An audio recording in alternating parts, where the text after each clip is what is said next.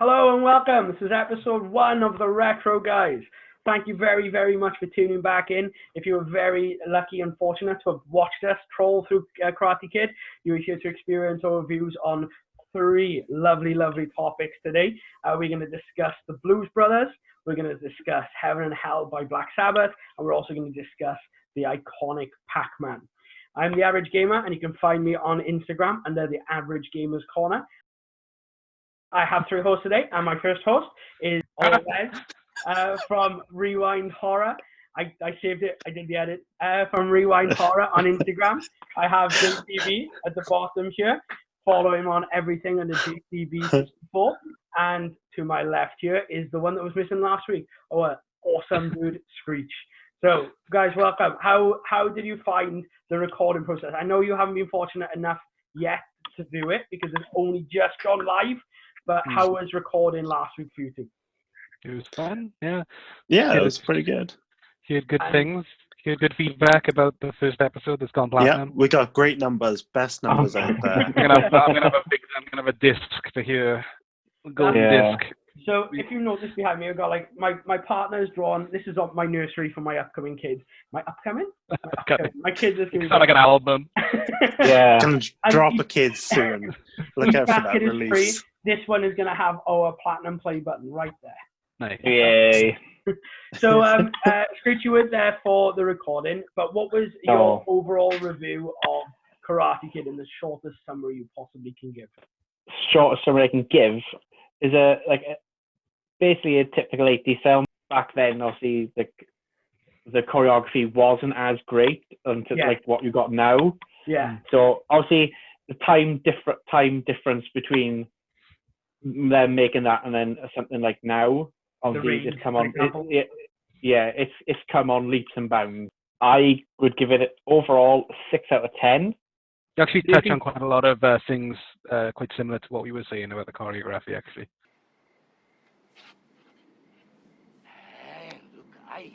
Always look I. Come back tomorrow. So this week, myself and Wes, we went down the route of watching Blues Brothers. Now, this is a film I grew up watching a lot more than I did Karate Kid. Once in a blue moon, I'd watch Karate Kid, but probably like once, maybe twice a year, I'd watch Blues Brothers. It was one of those films myself and my father bonded with, so I knew what I was going into. You, however, Wes, you'd never seen it before, right? Never seen it, yeah. I had a vague concept that it was about blues musicians. I knew it was Dan Aykroyd and Belushi. What's his first name? Jim? Tom Belushi. John. John. Right? John. Yeah. So I knew it was those two, and I thought it was okay. It's comedy. Yeah. They're criminals or something, and that's literally it. Right. Okay. So nothing. I didn't know it was a musical. Oh. I will fight you. It's a musical. It counts as a musical. Scott Pilgrim's a musical. Blues Brothers is a musical. Okay, I'll hold my hands up. Okay. I hate musicals. Foreshadowing on my opinions. But you love Scott Pilgrim. Yeah, I do. Exactly. I do. But so you're kind of contradicting yourself, then. I knew. Throwing the gauntlet down. Yeah. But Scott Pilgrim elevates everything. There is always an exception. But we're not talking about Scott Pilgrim. There's always an exception to the rule. Yeah. So yeah, exactly. Yeah. When did you? So that was the only thing that you knew about it, right? Was the fact that they were just Blues Brothers. And they wear hats and they look like the Men in Black. You know what the difference is between you and me? I make this look good. And they dance interestingly well, I think is my take from it. Do they though? Not really. Or they just wasting so much of my time dancing. So much of my time. So I'm going to start with. Did it need to be over 2 hours, Carl? The dance scene is Jim Brown then in the church? You didn't enjoy that jumping up and all the backflips and all? Oh the, no, I did not enjoy that. So not even Shake Your Tail Feather. Like that's an iconic dance scene. Like you're talking Ferris Bueller's Day Off. Iconic. No. Did it need to be 5 minutes long? Well, 30 seconds, and I would have been like, okay, that's fun. That's fun. Really 30, enjoyed that's that a fun a lot. 30 seconds. Could have trimmed that film down like 40 minutes, They really 45 or something. well. If you want to go by the original, when Dan Aykroyd wrote that script, it was 324 pages long. A page is a minute in script talk. So that film was like 6 hours. My math. Did he write down shakes to the right, shakes to the left? maybe not, but I couldn't find. I did only a limited quick look up, but what the original script entailed. But 324 pages. I would have been interested to see a 6-hour film. Well, he co-wrote it with John Landis, Yeah, that's right. who is quite a famous writer, known a little bit more in the sort of horror circles a little bit. Right. He he co-wrote and co-direct. No, he directed this, didn't he? Yes, he did. John Landis, but he wrote and directed American Werewolf in London. Can I have a piece of toast?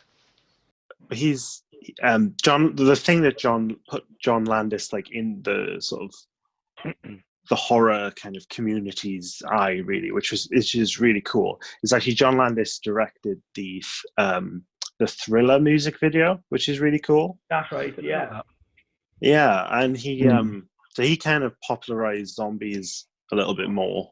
So obviously George Romero is like the main kind of big one, but in mainstream popular culture, you could argue it's John Landis. Interesting. More of a renaissance of the zombies, I suppose. Yeah, like obviously, yeah. Popularized. Because what that would have been like maybe 20 years after some of Romero stuff, or 15 years? Romero was like the mid 60s or something. Yeah. Thriller would have Nice. it was like 82, 83. Yeah. That's right. Anyway, just a little bit of trivia for you. Please don't fact check us. Yeah, fact check. Please don't fact check.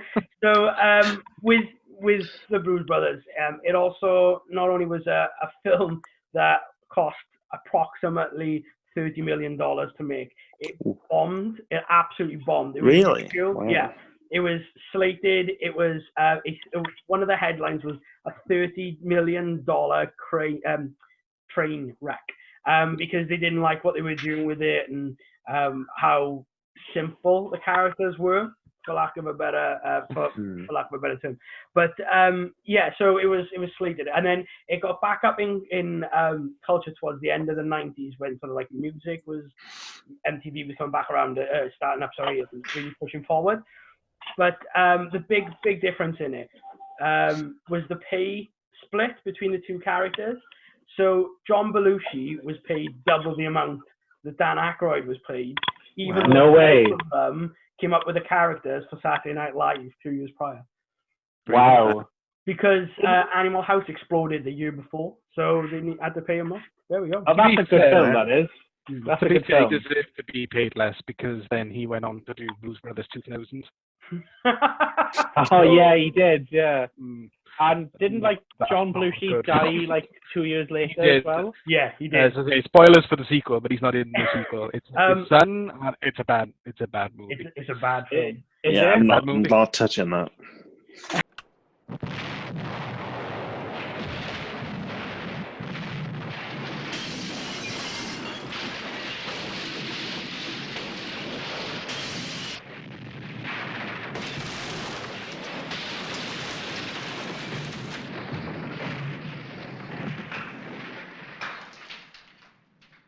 So for me, I really enjoyed it. I really liked the music within it. And one of my big things is actually a cameo spotting. So I know that all four of us actually watched it within the last 48 hours. So one at a time, what cameos did you actually spot? I want to see if we could get them all. There are 1, 2, 3, 4, 5, 6, 7, 8, 9, 10, 11, 12, 13 full cameos. Some of them have credited names. Some of them don't. But so who did we all see? Who did we see? I got 9. You were 9. Whoa. Fair play to pick up 9. That's before all the credits rolled. I had 9. Nice. Okay, wow. So what's the most obscure one you found then, Screech? The actor that played Pee Wee Herman. That was my big one. I saw him. We have a Dom Perignon 71 at $120. That'll be fine, pal. Nice. He was the waiter, Yeah. and Yeah. I had Steven Spielberg as one. Yeah, Steven. No, I didn't see him. Again. That's where they pay the taxes, right? Right. This money is for the year's assessment on the St. Helena the Blessed Shroud Orphanage in Calumet City, Illinois. $5,000. It's all there, pal. Oh, he's what? Oh my God! Wow. Yeah. Okay. That's Steven This is Spielberg. obviously young Steven Spielberg. I don't even consider young Steven Spielberg. Pre all of his hype at the end in the 80s. Yeah, Literally just came out November, I think, in 1980. What about you, Jay? What went to your spot? Well, my favorite character was in fact one of the cameos, and that was Carrie Fisher. It's good to see you, sweetheart. You contemptible pig. I remained celibate for you. I stood at the back of a cathedral, waiting in celibacy for you, with 300 friends and relatives in attendance. My uncle hired the best Romanian caterers in the state. To obtain the 7 limousines for the wedding party, my father used up his last favors with Mad Pete Trullo. So for me, for my mother, my grandmother, my father, my uncle, and for the common good, I must now kill you and your brother. Yeah. The absolute psychopath that was chasing them down and maybe killed an entire block of people at one point. Yeah. Blowing up a hotel. They were fine. I loved how nonchalant they were about that. But Carrie Fisher was my Yeah. Well, the destruction of that building was very much like how they did it in Hot Fuzz. So I felt like that was very much a reference to that. They're just fun. Yeah, just push off a couple of bricks and stuff. Hear the brick noise of them falling off. It's good brick noise. Yeah. Well, this is a buddy cop film. Buddy cop. Sort of, yeah. So, I like how it's self-aware around Carrie Fisher's character. And her and Dan Aykroyd got engaged while this was being filmed. I didn't know. Yeah. She was engaged a few times, right? Engaged and married a few times, yeah. Any obscure picks then, Wes, you got? No, well, my favorite was Carrie Fisher. She surprised me. I had no idea that she was in it. I think the only ones I actually saw were the main ones, and then Pee Wee Herman, who, in the UK, we don't really get him, but I guess we're aware of who he is. Our big UK one would have been Twiggy, I guess, right? Twiggy. Oh, was she the random girl at the gas station? I thought okay, that makes sense. I thought that was really random. She's credited at the end. That year she was... That's the only reason I knew, if I'm honest with you. Yeah. Okay. She was voted #1 sexiest woman in the world, in 1980. I think that's what the joke about leaving her hanging at the end is there for. Right, okay. Screech, any other obscure ones? Not really. Those are the ones. But obviously, you had all the famous musicians like James Brown in the church. Yep. And then you had Aretha Franklin, which was shown the restaurant.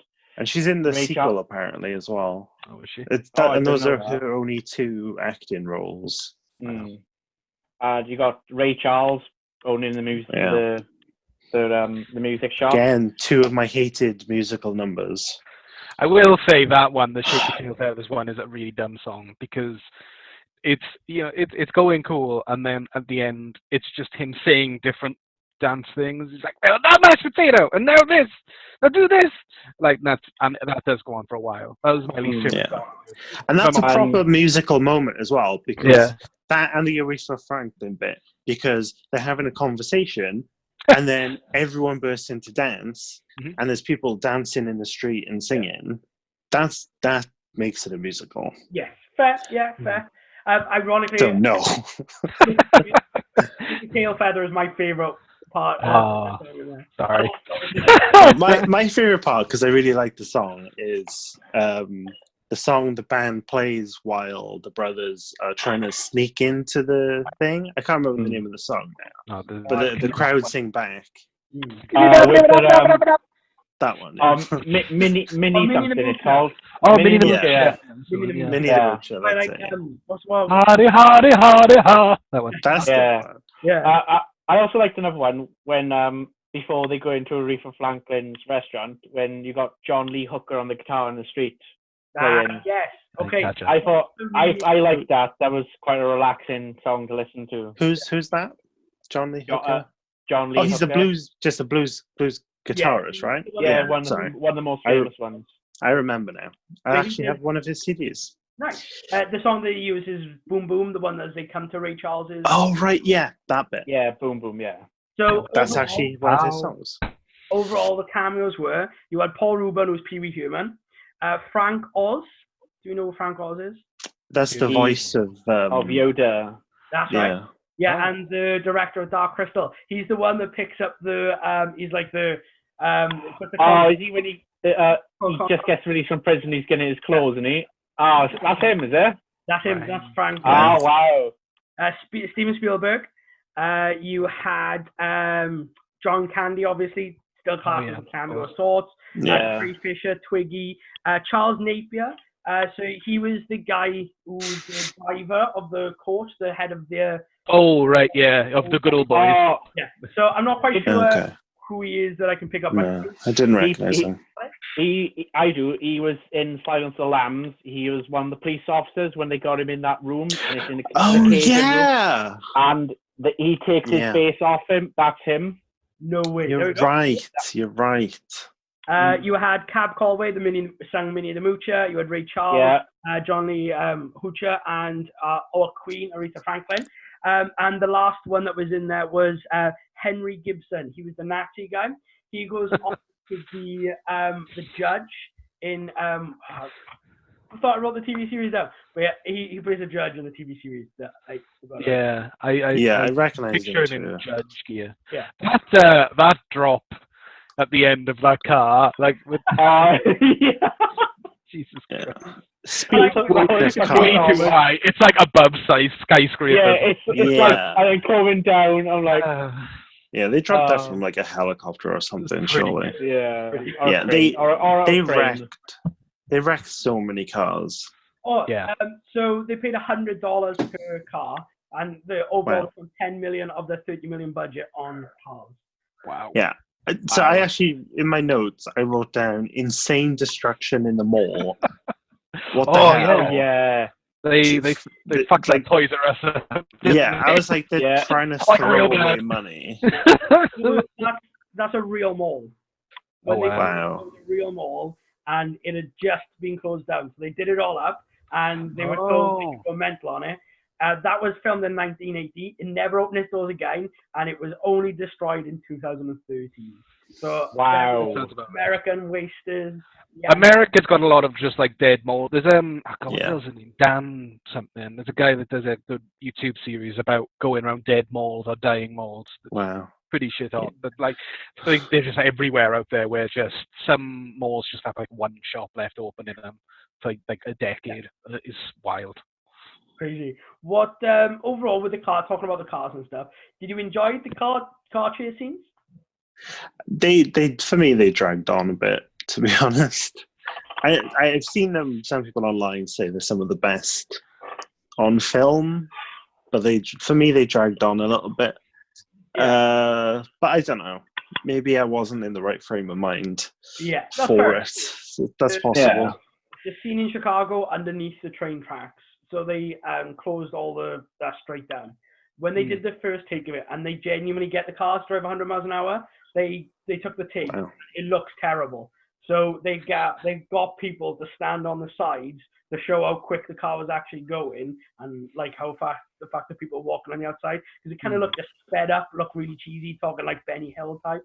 But so it sort of almost revolutionized car chase scenes because they stuck it in there for people to actually come back. I'm very, very, very fond of it. I think it's a film that holds up for nostalgia, but it doesn't stand up to modern day, I'd still give it a solid 8 out of 10. But where do you stand scoring for it? For me, it's maybe a 6. Yeah. Like I definitely see that it's a well-made film. For me, the main issue was pacing. Like I felt like there was areas that it just dragged on way too much. Of course. And maybe I would have been harsher on it if I didn't enjoy some of the music as much, you know. And maybe I would have enjoyed it more if I enjoyed the music more, you know. That's interesting.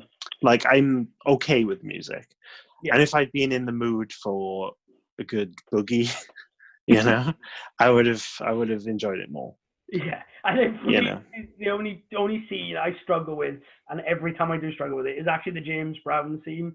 For me, it's just not my type of dance routine. The song was a little bit mundane, I guess, for me. But yeah, I overall I enjoyed it, and the majority of the facts that I've been able to produce, I knew. Not quite the dates and stuff, but the only thing I actually learned on research, which I was really interested with. So when they did the very first shot of Jake coming out of the prison, they originally had a scene from a helicopter shooting, looking down. The guards were not aware that they were filming and started shooting because they thought it was an escape. Wow. Oh wow. That's wild. Speaking of that first scene, actually, why the hell did they show the very first shot is of like an industrial plant? Because it shows like flames coming out of the top of it looked like a steelworks. Like a steelworks, yeah. And then all the other shots of the prison, right? Yeah. So the foot walking is to show there's a beat. So majority of the time that Jake and there's music, Jake is walking in rhythm, and they really exaggerate sneaking in. Where they do that whole little walk in. So Jake's footwork is in time with the majority of the music. So that was that walk in that way. But I don't really know why they still work. Like I said, I guess maybe it's because they're showing in Chicago, but I don't know if Chicago. Yeah, maybe that's probably what it is. But I don't know. That threw me off because then I was like, okay, we're not at a steelworks now. We're at the prison. Okay. And then they showed him walking through a prison for 5-10 minutes. That was a long intro. They're just a big fan of the full Monty's intro, clearly. But with this and Karate Kid, I'm just so glad that they don't do credits at the beginning of movies anymore. Yeah, very much so. Yeah. Just a quick touch. What would you two score it? Because I know you both watched it as well. How do you feel it stands up? And what would you score it, Screech? I'd probably score it a 6.5. Oh. And it was well done, but like I don't think it would stand up to like modern film standards now. Yeah, I can understand that it doesn't quite hold up, like I said. Jay, what about you? I could definitely see it not holding up in the same way, but like as I say, it is a classic. I'd give it like a 9. I honestly I couldn't remember a fair bit of it, and I watched it last night. Kind of just. I popped it on a laptop, but I was playing Spelunky, so it was kind of an afterthought, but it very much just took over my attention completely at a point. And even though I've seen it before, I was laughing my ass off through a lot of it. Like, I literally, from the second the police and the army and everything at the end just start going hut hut hut hut hut hut. I couldn't laugh until it stopped. I had subtitles on. I just didn't have subtitles. I did as well. Yeah. There's a bit, you know, when they're on the roof and they're kind of going through. There's a bit and it just says continues hutting, and I was like, that's great. But yeah, I can see definitely you're not holding up because, as I say, movie making has changed so much and pacing. I could definitely see it. But in terms of classic, I think I'd go back to that anytime. Oh, yeah, I'd still watch and still recommend it now, definitely. Right, so fantastic. Thank you very much. Right, we're going to move on. We got Screech now spent his majority of this week. Yeah, we need to do a fade in. You spent this week majorly listening to the album Heaven and Hell from Black Sabbath. So talk us through it. Okay, so Black Sabbath, Heaven and Hell. So Heaven and Hell was their 9th studio album. It was released on the 25th of April, 1980, and it was the first album to feature vocalist Ronnie James Dio after Ozzy Osbourne departed to pursue his own solo career. Dio has rocked for a long, long time.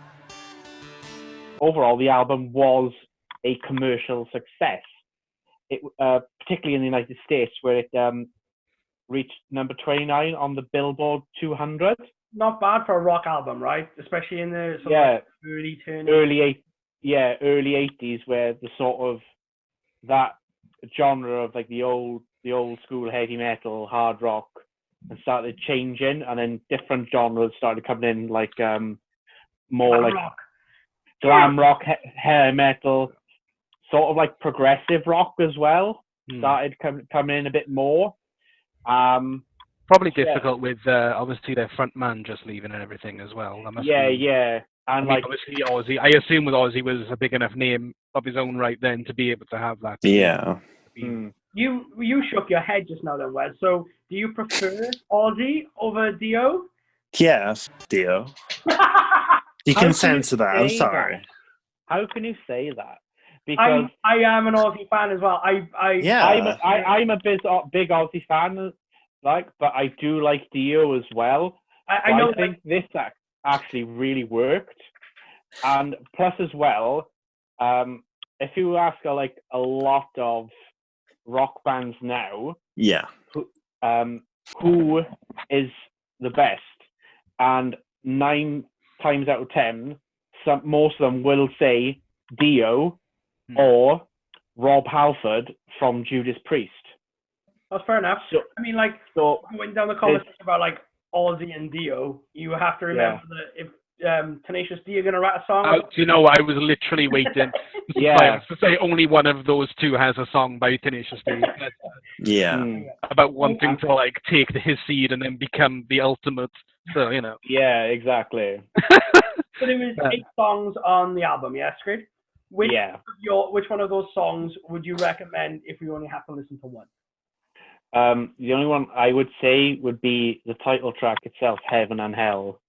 Agreed. I think it's got a good, old school Black Sabbath heavy riff. It's about a 7-minute song. So it's I think they went back to the old roots on that kind of song. And Tony Iommi's guitar playing it, I think, is amazing. And the drums as well by Bill Ward, and bass by Geezer Butler, really good. It blends well, and then you have Dio's really powerful voice portraying that, and I think it just makes that track probably the best track on the album. Is that one that came out as a single then, or? No, that one didn't come out as a single, unfortunately. Okay. Interesting. Well, it was 7 minutes, so there's still that controversy. Oh yeah, I guess so. Yeah. So I like it when rock songs go on for way too long like that, though. You know what I mean? Yeah. It just feel like someone's left the recorder on and the guys is it just going for ages, and then they kick into what feels like another song entirely, and you're like, okay, we're just going, okay, I'm feeling it. You said you like the longer songs that really come out of it and stuff, Jay. Mm-hmm. You said you hadn't had a chance to listen to it, right? I haven't as of yet. No. Right. I would say, I can't remember the full name of the title. I'm just trying to go off the top of my head. What's the one with the song with child in the title, Screech? Children of the Sea. Yeah, Children of the Sea. That's that one, and is it Neon Night? Neon Night. Yeah. Those 3 are my favorites. But yeah. Right. If you're going to listen to a song, Jay, listen to that, because it sounds like something that should be on the War of the Worlds album. Okay. It does actually. It's Burton to talk. I'm like, come on, just sing it. Does it suddenly just go, oh yeah, in the middle of it by any chance? It doesn't, but you can, seriously, when you listen to it, you'll be like, oh, that's... I'll insert the ooh-yahs, it's fine. So I want to go back, like touching on its success. It was like number 28 in the Billboard. Yeah. It actually got certified platinum in the US for selling over 1 million copies in the US alone. Yeah. And back in 2017, the Rolling Stones rock magazine did 100 greatest metal albums of all time, and they ranked that as number 37. So it got in the top 50. That's pretty impressive. That's a lot higher than I would have expected. Yeah, same year. I thought it's a good album, but I didn't think they would put it that high. If you know what I mean. Yeah. And obviously, obviously, you know, because they changed the front man, and a lot of Sabbath fans did have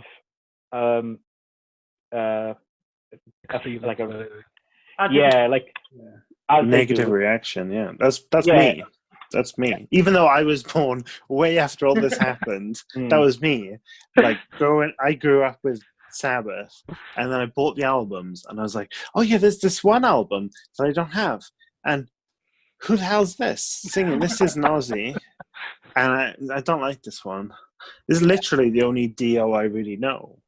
Like, I know you really like Dio Screech, but yeah, I don't really care about him at all because he ruined Black Sabbath. I am a bitter child because he ruined. I know he didn't ruin Sabbath, but to my little child brain, because I was like 11 at the time, it felt like he ruined the next Black Sabbath album. I know I learned it was a lot more complicated than that, and he did them a favor essentially and allowed another album, which is pretty good, to exist. And listening to it now, it's a good album. How many more albums after this then did Black Sabbath make? Well, I'll let Screech answer that. They did actually make quite a few, but they only did one more with Dio, and then obviously he went to do his solo career, and I can't remember the vocalist they had to do the album after Mob Rules, which was the next one he did. I think it might have been the old lead singer of Deep Purple, Ian Gillan, did an album for Black Sabbath. No way, there we go. Interesting. But if this was the first Black Sabbath album for anyone to listen to, would you advise them then, Screech, to go before this album or after this album? I would say before. I would start from the very beginning, and I'd work your way up. Listen to what Ozzy did, then give Dio a chance, listen to what he did, and then obviously listen to after that, and then you can decide what era of Black Sabbath you liked. I do like the Ozzy Osbourne era, and I do like the albums that Dio did. Yeah. Then also Ozzy Osbourne got back together with Black Sabbath to do the Black Sabbath album called 13, which is a fantastic album. I am a huge Black Sabbath fan. Nice. Not so much anymore, I guess. My music tastes have changed a lot as I've got older. But like, as a teenager, you know, that was like my main band that I listened to. Yeah, same here. Like, I honestly didn't know there were any albums after Heaven and Hell until 13. Wow. There we go on. So looking now, yeah, I'd heard of Mob Rules actually, so I guess I did know about that. But then there's 1, 2, 3, 4, 5, 6, 7, 8, 9 other albums before Ozzy came back. I didn't know any of them existed. Man, that's how much they're kind of, I guess, pushed to one side as well. So with the fact then that the argument comes Ozzy versus Dio, right? You got 7 albums for Ozzy and these 2 for Dio. Why is Dio seen as such a more prolific lead than Ozzy? We'll have like an argument. We've got pro Dio, we got anti Dio. This is my thing. Fight is ready. Like if Holy Diver on its own an argument, because I just want to throw a Holy Diver out there.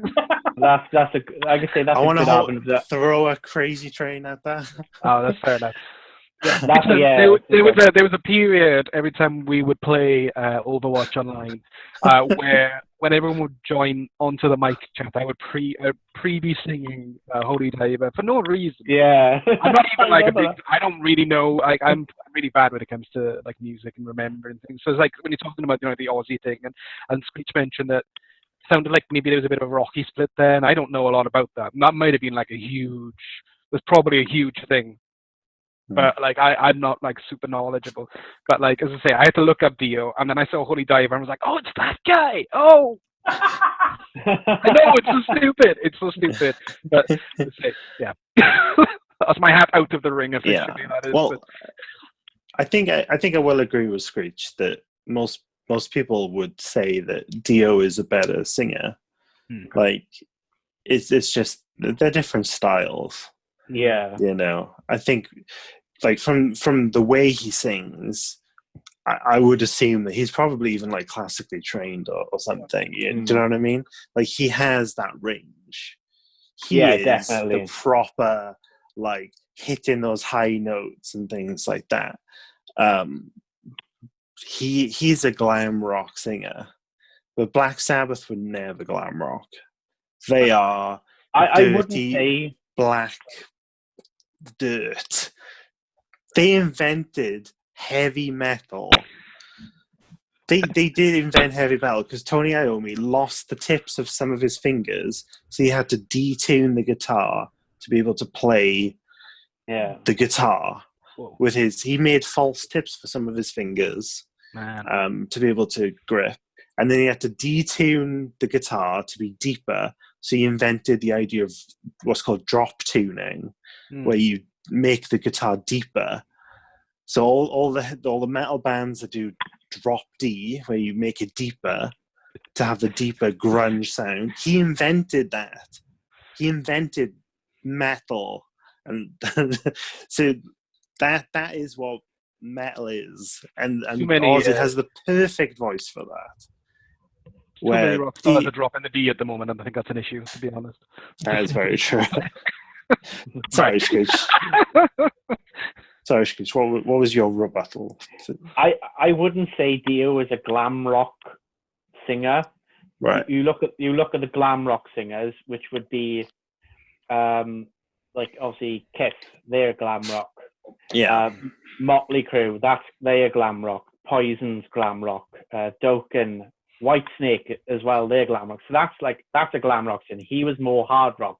Because if you remember, he came from the super band, or super group, whatever you want to call it, Rainbow. Oh, I didn't realize that. Well, and as you said, he's like the all-round singer. I do recommend listening to the song Rainbow Stargazer. That is an amazing song, and I think that gets his singing ability down to a T. Nice. Zippy's guitar solo is pretty rad. Yeah. Well, all I was going to say was, like, obviously what I was saying there is quite a generalization. Obviously, I just mean that, like, the glam rock is more flamboyant in its singing style. That's kind of all I meant. Yeah. I totally understood where you were coming from with the way you would sing it across. Like, I would say Journey as a glam rock singer. Yeah. But they are a rock band. Yeah, exactly. Yeah. So, Screech, do you feel that this album holds up? How would you score it, or is it just best left in the dark depths of hell? No pun intended with heaven or hell. No, it was intended. That was the point. I'd actually rate it really solid. I would probably give it an 8 out of 10. Nice. And I think it holds up pretty well to other albums. So I think, over the past 40 years, I know some bands will say, Black Sabbath, a major influence in heavy metal and all that.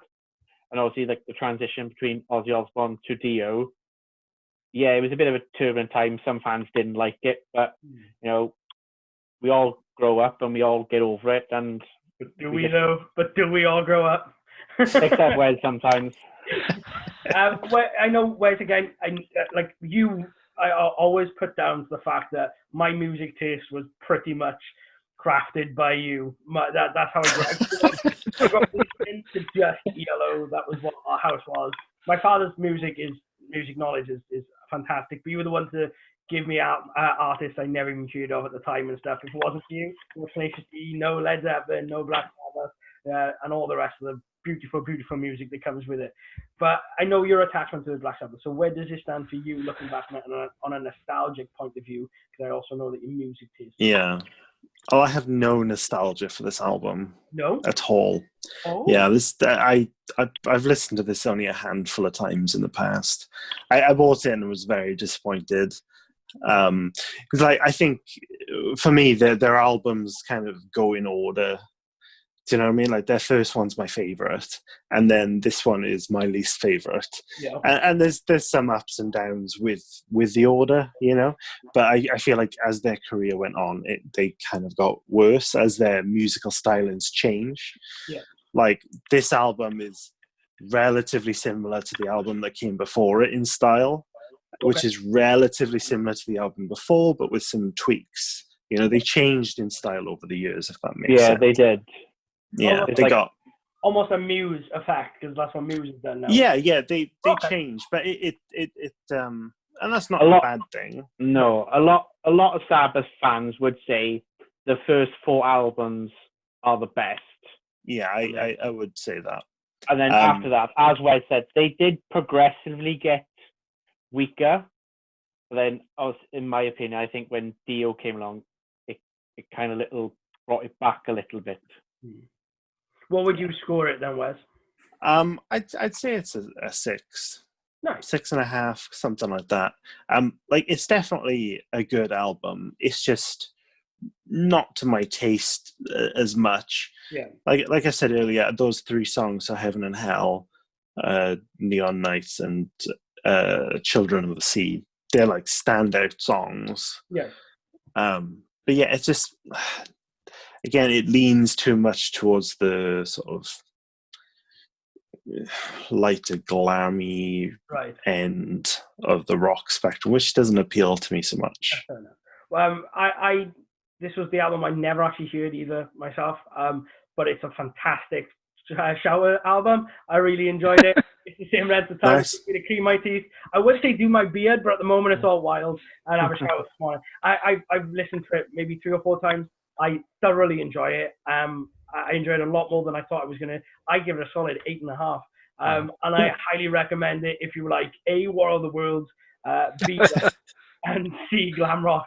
So I mean, it ticks 3 of my boxes. So I think this. It ticks my boxes. I like glam rock and hair metal. I do. Well, so. I'd say it's piqued my interest that I'm gonna go back and probably listen to it again, and then like maybe listen to some of the later Sabbath with Dio and some of the others that I haven't heard. I'm going to listen to the album before. Did you say it's quite similar to this? That very appealing. Yeah, the album before it was called Never Say Die.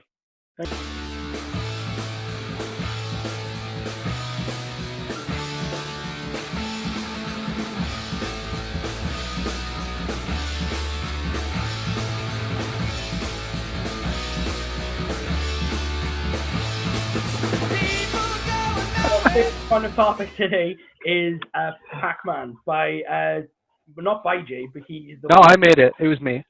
If he made it, he do this conversation on these really bad cameras.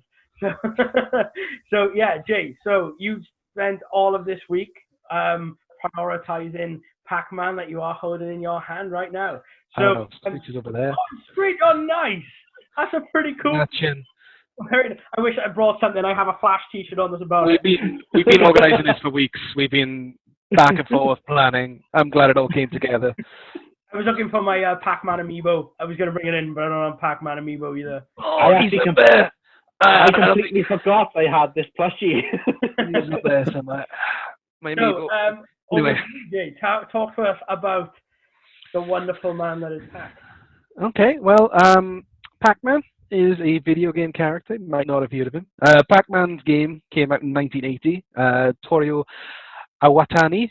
I'm not sure if I said that correct, so I'm sorry if he's watching. created it for Namco in they worked on it in 1979, came out in 1980. I mean, Pac-Man is Pac-Man. Everyone knows Pac-Man, right? Have you all played Pac-Man? I assume you've all played a little bit of Pac-Man. Yeah. At the very least, in the Google Doodle. Remember, like it was a Google Doodle for a while. And let's say Pac-Man is everywhere. And if you haven't played Pac-Man, you played a clone of Pac-Man at some point. But Pac-Man himself, as I say, arcade is where he originated, and Toru designed the character himself to actually appeal to women at the time. A lot of games that came before around the time, you got War, you got Space Invaders, a lot of death and destruction games. Even though you're working with a couple of pixels, it's still based on here's the tank, blow that thing up, which is that's a guy thing, right? Yeah. Right. So he decided to appear. Sorry, go on. You are? Good masculine, not a guy thing. Sorry, myself. But he decided to make a game that would appeal to women and couples rather than obviously that traditional demographic. The way he did that, he kind of thought, a quote from him, when you think about things that women like, you think about fashion or fortune telling or food or dating boyfriends. So I decided to set the theme around eating. So Pac-Man was built because he decided that women really like eating. And as kind of an extension of that, because obviously Pac-Man is, in essence, Pac-Man is a game where little yellow kind of pizza-shaped guy goes around, eats all the blips, doesn't get eaten by the ghosts. And even his design itself originated from basically a pizza design. Just took a slice out of pizza. He saw that, went with an eating idea. All done. Same with Blinky, Pinky, Inky, and Clyde, the ghosts. These guys all originated from actually his love of Casper, the friendly ghost. No way! Wow. Because he wanted to create a mascot, and obviously these co-mascots that would appeal. Because technically speaking, Pac-Man himself is the first video game character. I mean, they've got, normally it was just a block, or not even a block, because it wasn't, like Pitfall came out after this, but things like Space Invaders and stuff, you were a tank. You know what I mean? This is the first time an actual character was used in a video game. Interesting, yeah. Again, to try and appeal to a wider audience. But Inky, Pinky, Inky, Clyde, so you've got red, pink, blue, orange, were all programmed in the game to be his foil, and to this day they still persist. I've got one there. So, and the way that they were actually programmed is they all had their all individual personalities. So you had like Blinky the red one, who would be the hunter, or it would be pursuing you constantly. If he caught sight of you, he would pursue you until you were dead. And then you had the Pinky and Inky, who were just sort of flankers. And Clyde, the orange one, just did whatever the hell he wanted to do. Very much the free spirit. Yeah. But so I mean, Pac-Man is Pac-Man. It's to say, to kind of go into detail is difficult. I'm knocking my camera all over the place. But it released first in Japan, crazy over there. Came over here, crazy over here. Something people don't really talk about a lot is that actually, because of the crazy influx of people playing Pac-Man, rushing out arcades, bars for Pac-Man exclusively. Not exclusively, but you know what I mean. They actually, the government in America actually limited the hours that arcades could be open because of video game addiction, or what they thought was going to be video game addiction. Wow. So they actually, so I mean, everyone thinks of like Mortal Kombat and stuff like that, because like obviously Mortal Kombat's the game that brought in the first age rating for video games, when they brought in like the R rating, because you're ripping dudes' heads off and whatnot. But this also had a large effect, and like even past that, culturally, Pac-Man still obviously is around today, but like at the time there was what they referred to as Pac-Man fever, which actually was a song by Buckner and Garcia as well. I don't know if you've heard Pac-Man Theater, but that was a banger. But inspired like pasta books, all sorts of. Al wrote the song, and Pac-Man, as I say, stands up there with Mario. It's probably one of the most iconic video games. He really does. I think everyone knows Pac-Man, even if you don't like play video games ever. Yeah. Like my parents know who Pac-Man is, and they've never touched a video game. And I mean, you've got the designs like the with the face and everything. But like when it all when all is said and done, it's just a shape. Like you just have to show someone that shape, and they know it's a Pac-Man. You know what I mean? You look at you look at a pie graph if it's done in the right way, and do you think that pie graph is Pac-Man? Yeah. It's weird that such a simple shape has transcended, like you said, into pie graph. You're basically quoting what I've written down, by the way. Sorry. Pie chart. And it's even transcended into like epic films such as Pixels. Pixels, yeah. I mean that's not a good film, but he was in it, so Yeah. I mean, so, if I recall as well, I'm sure he had his own cartoon series as well in the 80s. He did actually, where he had his wife. That's it. Was it done by Hanna-Barbera, I think? Most likely. They did a lot of them at the time. Like they did the Godzilla one and stuff. So it had that like real low quality animation to it. That's it, yeah. Yeah, he did have his wife in that, and like he had a hat because he was like a dad. He was like a papa, blue collar worker Pac-Man who was going to the office all day, coming home. Yeah, that's it. So asking why his Pac pellets aren't on the dinner table. All right. So I was going to say, so like there's a score system, right? You said it's an arcade machine. So is it the basis obviously of an arcade machine is there is a life limit, and obviously a high score. So how do you get to the high score, and how do you regenerate lives? How do you sort of like? It's funny you should say that, Kyle. So Pac-Man itself, you get points per Pac pellet. As you go through, and as you eat the Pac pellets, various types of fruits will show up just underneath the little ghost hidey hole. Sorry, ignore my Blastoise. A different one will appear on each level depending on how many Pac pellets you get, and as well as that, there's a series of power-ups in the form of orbs. Are they called Pac pellets as well? I don't know. So I think they're power pellets. So the power pellets is actually inspired by Popeye, the old Popeye cartoon. And the way that he would eat spinach. Same kind of thing. So weirdly, because it's like not to jump the gun, so I don't know if this will happen next week, but I was looking, obviously Donkey Kong is 82. Really. Wow, I won't blow my load there. Actually, I'll say, and that ties into that somehow. But anyway, the score. So you would get so the highest score possible in a game of Pac-Man is 3,000. I'm not going to be able to say large numbers. Is 3,330,000. Oh, Jesus Christ! It's 3,333,360. There we go. I can't say large numbers. 3,300,600 and. Thank you. Yeah. What they say. That's the very maximum score you can get, and to get that, you need to get every Pac pellet without dying. Eat all 4 ghosts every time with every power pellet. And as well as that, eat the fruit as well on every level. And that's how you get that. The Pac-Man itself, it only goes up to 256 levels. I say only.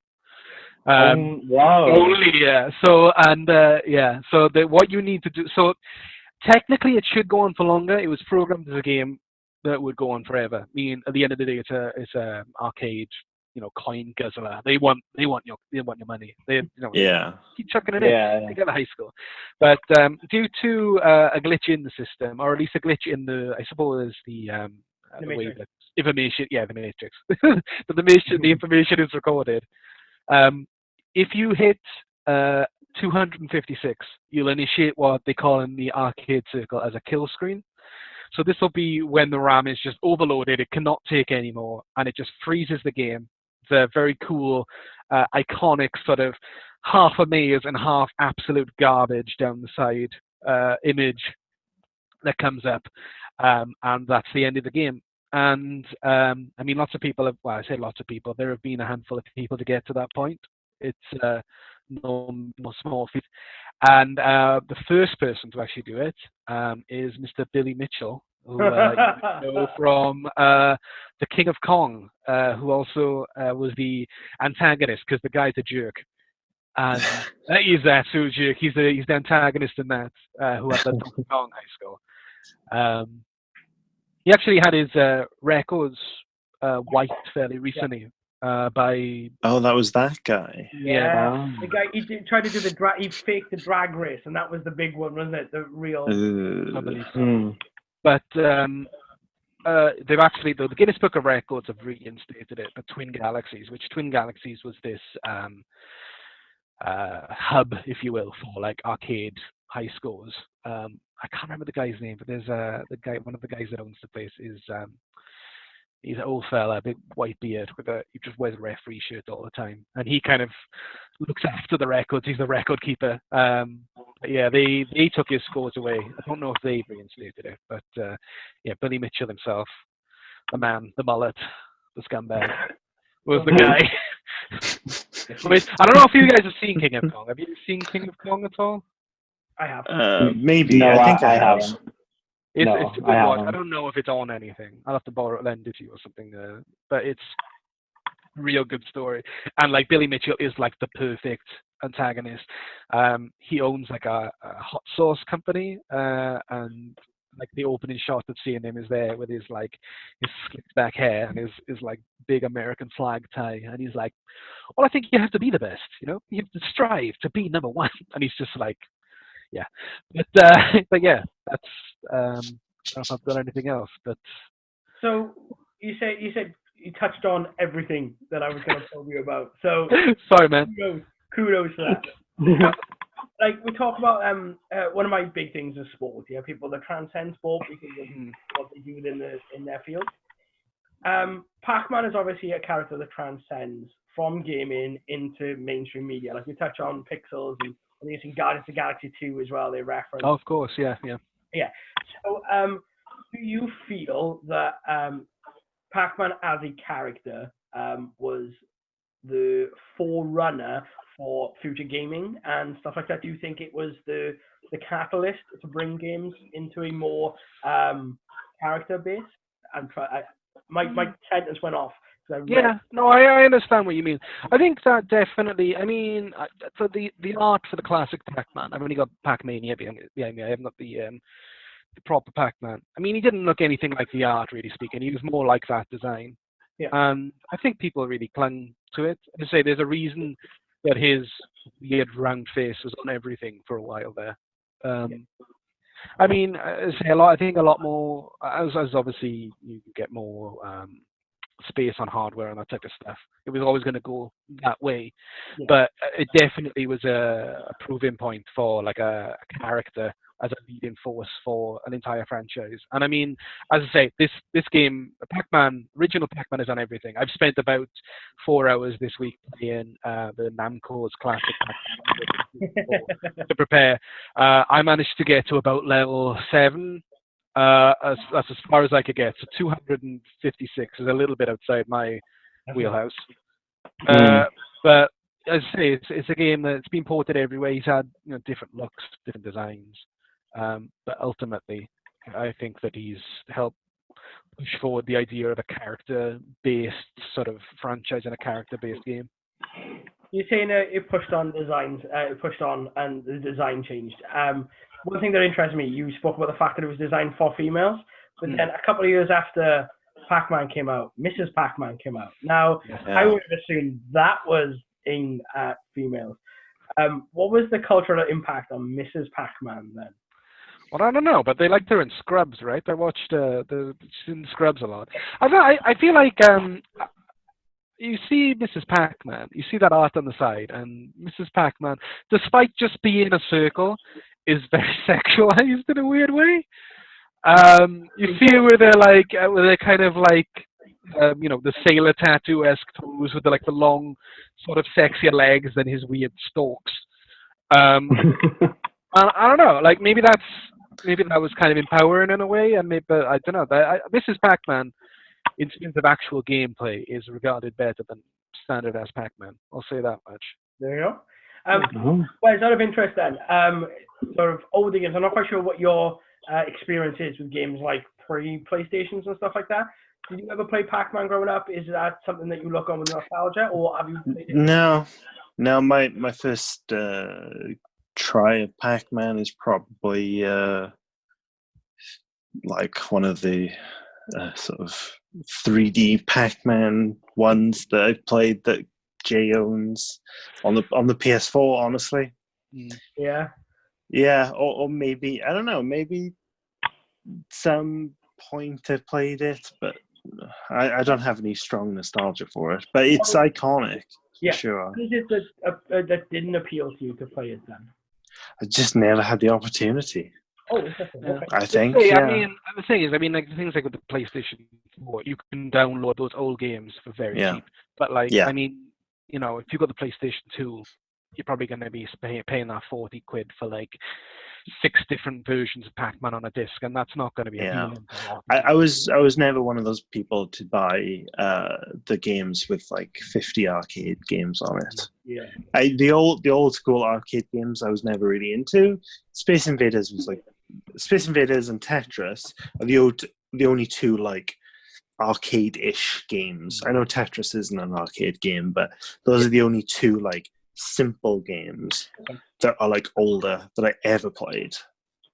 I'm not into retro games, honestly. Yeah, which is also why I was like sort of wondering if that came across. Yeah. Again, Screech, knowing your taste in games as well, you're quite varied. So, what's your take on nostalgic Pac-Man for you? I find it very nostalgic because I remember having it on the NES. Oh. And I remember playing it a lot as a kid. There we go. Is that why now you run around dark rooms, pill popping into what? No, you real bad joke about Pac-Man. So when was the last time? Was it like the first original Pac-Man? Was it the old school sort of? Yeah, on the Nintendo Entertainment System, which I sold to you. I don't know if I got Pac-Man stuff. I don't think I saw Pac-Man up there, but No, I don't think. I don't think the game Pac-Man was with it, but I remember having it. Yeah, that's cool. So unless it went elsewhere, I do not know. But yeah, I remember having it on the NES, and I loved it. I was like little 5-year-old me, just like, oh, just watch this, bum bum bum bum bum, and then getting trying to escape these ghosts and get the power-ups to kill them. I think as a kid, I got to like level 3 maybe. Nice. That's not bad. I mean, you start off with like 3 lives, so that's not. Yeah. As standard back in those days, 3 lives was the norm. It can be tricky. It's a tricky game. I have two very nostalgic. Well, I say very nostalgic. 2 memories of Pac-Man. The first one was about 15 years ago. I can't remember what console we were playing it on. But I'd gone back home for Christmas, and my dad and my 2 brothers, and we sat there and we played Pac-Man. But after every death, we had to drink. So of course, we got through level 1 like once ever at the beginning. But yeah, so that's my first one. My second one was actually like only about 5 years ago, or less than 5 years. Myself and Jay went to the launch in Cardiff and of a place called Kong's, and we went on different like machines, and we played like what was it? Centipede was one I was really good at, and Asteroids. And we stood on this one machine for about 45 minutes, an hour, and we just played like old school. And he got to like level 4 on Pac-Man, and I got to like I didn't even complete first level. I died instantly. I was so bad at it. So yeah, it was again fun. Looking back, it was fun. That's one of the only, because like I think a big thing with this is because talking about the experiences, a lot of it's console based. I don't think the UK, at least not in our area, had as big of an arcade scene as like America and obviously Japan. No. So it was kind of nice to have that when me and Kyle went to Kongs, because it was very much like that old school kind of thing where it was like, okay, you go, okay, you did this, and you could see. I mean, you're comparing high scores. I can't remember another time in my life basically where I was comparing high scores with someone who was sitting next to me. You know what I mean? So it was. it certainly wasn't our generation anyway. No. No. I think we're just old enough to be into the start of the console wars and all that. Yeah. So that was our prime. Yeah. Yeah. I would have loved to experience like a proper arcade. Like you watch like in season 2 of Stranger Things, they spend a lot of an episode. They spend a lot of time in an arcade, and this looks so good. Or like another prime example in a film would be in Terminator 2, we're in the mall. Yeah, and they're going through that. Yeah, like our arcades, because we get arcades, but they're not like that really. They're just like amusement things, aren't they? Like that's bandit machines, really. Yeah. And if there is a game, it's basically just the laser gun ones. Yeah, there's like 2 of those. Crisis, whatever, Time Crisis, basically. You mean like Time Crisis, Virtual Cop, that sort of thing. And instead of like 25 cents, which it is in America, so over here it would have been like 5 pence or something. It's £1.50. £1 we pay. Yeah. New arcade machines are awful like that. I'd say I would agree. I would love to see that. Like, I've read stories and listened to podcasts about people about when Mortal Kombat came out or Street Fighter came out, and it's like 30 kids crowded around a thing with their coins on the thing, and it's like winner stays on. And that sounds awesome to experience, but that's just not true. We really have the opportunity to. You would have been king of the arcade, Jay, I'm sure. Man, I would have. I mean, writing the fatalities on my arm and Actually, fun fact about that. When my dad was the manager of the old Empire Snooker Hall, he actually ordered Mortal Kombat for the little arcade area. And he tested it out before everyone, and he mastered all the fatalities of each character. Nice. Stick it on free play. And he installed it, and he said within the first week he made an absolute killing off that machine. I can imagine. Yeah. I think he said within like the first week he must have made £1,000 off it. Amazing. We need to bring them back, guys. Yeah. I would love one. I would love one in here somewhere. Okay, maybe not here. There's not a lot of room in here, but yeah, I would love one. So, for you then, Jay, how does this sort of hold up to modern gaming, or is it more nostalgic? And what would you score it for? I think it's still a banger. Like I'll still play it for like rounds and rounds. Like whenever I go to an arcade, like as I say, like Wes was saying, like the arcades aren't the same. Yeah, like there's one from Cardiff way, which is a Pac-Man machine, but it's a Pac-Man just do the first level and get a bunch of tokens machine. But I'll jump on that all the time. I love playing it. I don't think it holds up super well from a outside of nostalgia perspective thing, just because of how basic it. I mean, it works against it and for it in how basic it is.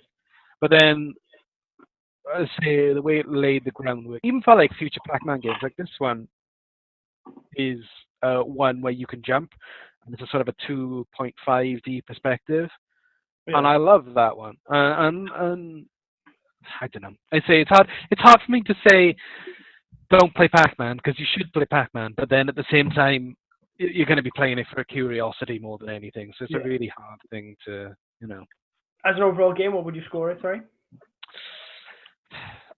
As an overall game, now I'd give it like a 7. But like as a historical piece and know your history, so it's a goddamn 10 out of 10. Oh yeah. So we have come up with our ideas for next week, and our next week's topic of conversation is going to be 1981. We're going to have 2 things that we're going to go away and research. Our first one we'll vote for, and then our second one we'll vote for, because we've got a couple of pitches this week. My first option, or my only option this week, is Escape to Victory, the 1981 Sylvester Stallone and Pele movie. They love sport in this chat. So, Jay, you've got 2, I believe. What's your 2 pitches? So my first one is the classic Raiders of the Lost Ark, Indiana Jones, which everyone knows and loves. And the second one would be a video game, and that would be the arcade version of Donkey Kong. Fantastic. Wes? So I'm going for Friday the 13th Part 2. first time you get to see Jason I suppose you do see him at the end of the first one. Spoilers, but first time he's actually the killer. Fab. And Creech, I believe you. Yeah, I've got two. So my first pitch is a film, and it's going to be Mad Max 2. And my second pitch is going to be an album, and it's the debut album of Motley Crue, Too Fast for Love. Nice. So the rules of the voting system, we're all going to vote for a film. Can't vote for our own one. And then after the films are all taken off the board, we'll then vote for our second one, which is either going to be music or game. So my vote is a tough one. I do really like the two of the three films. I've not seen one of them. And on that basis, I'm actually going to put my vote forward for Halloween Part 2. You mean Friday the 13th? Friday the 13th Part 2. There yeah, we go. Halloween came out I was between those two. They both came out in 81. Okay, cool. There we go. So Friday the 13th Part 2 is my vote. Okay. Jake? I'll go with Friday the 13th Part 2 as well. I like that one. Nice. That's a good movie. Spoilers.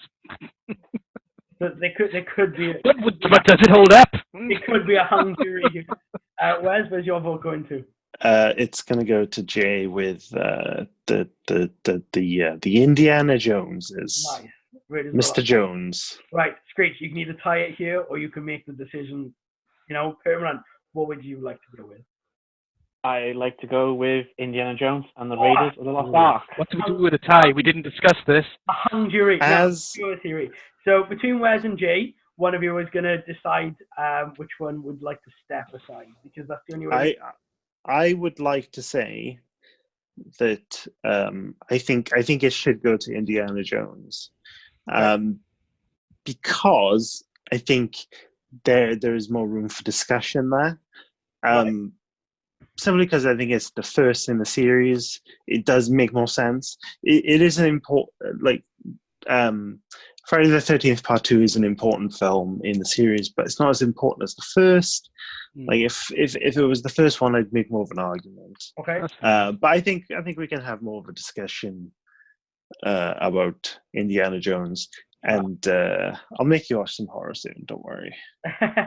Look forward to it.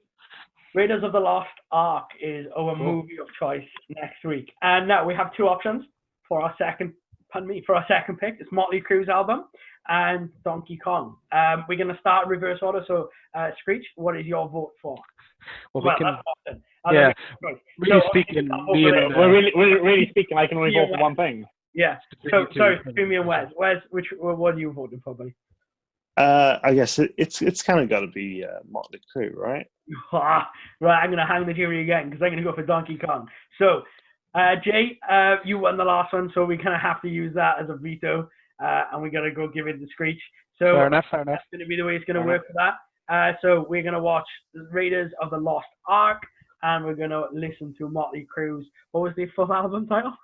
1 second, let me get the pad back out. Too Fast for Love.